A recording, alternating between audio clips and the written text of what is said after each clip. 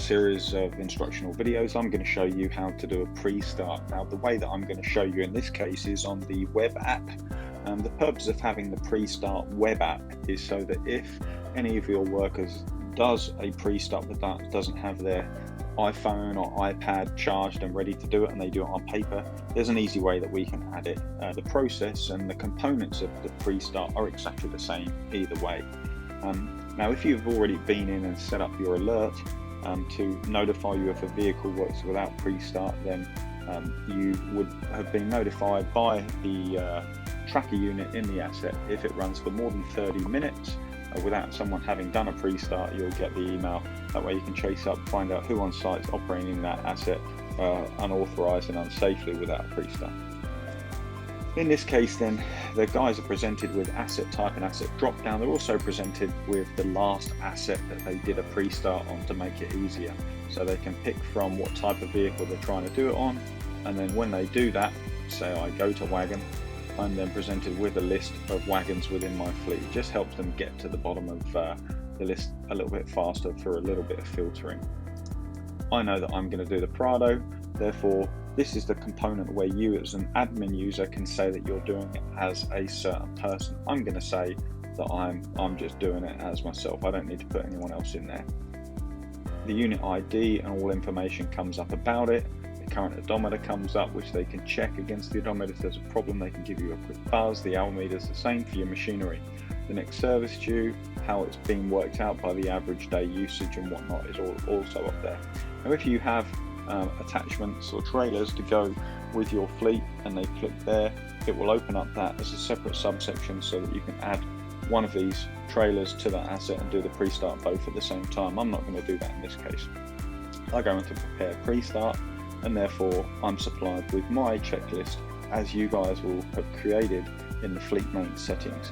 And my checklist is there.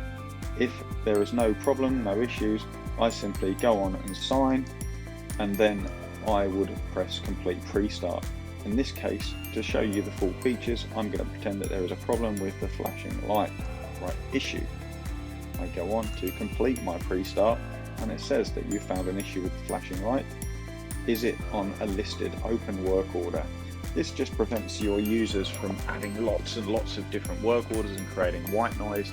We can say on there that it isn't actually listed, and it's going to ask you to go on to create a work order, but the issue is unlisted.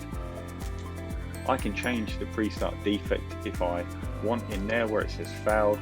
I might change that to say missing. The priority is quite important here. I'll say that it's the equipment's ineffective. I can't go on site without my flashing light. Work required is simply replace. Now, these are key fields that go into the actual work order itself, so it's important that you train your team to give as much information as possible.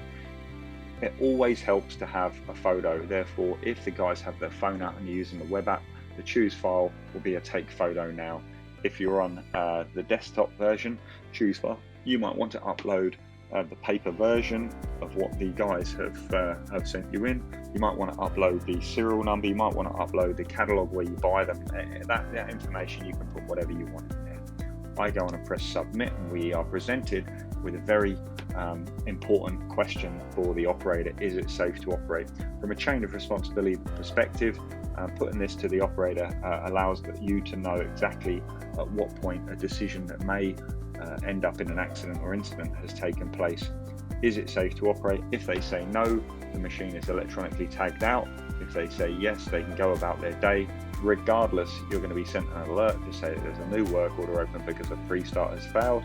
That allows your management team to run their eyes over the issue and get a good idea as to whether they need to pull that asset off the road immediately or send a fitter out to site to look at a piece of plant.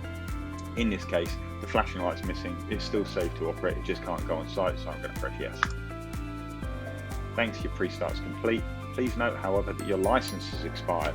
Any information about your driving license that goes into the staff field is collated here. This should prompt me to go and upload the latest version of my license. At the same time, an instant alert or notification has gone to management to say that this person is potentially operating the vehicle with an expired license. They're not necessarily doing that. Sometimes they just forget to upload a new version to the system. We don't want to hinder you. We don't want to slow you down. Operations are operations. We just want to provide you with as much information to allow you to stay compliant and stay on top of your administration duties within the business. That's how, in a flash, you complete a pre-start.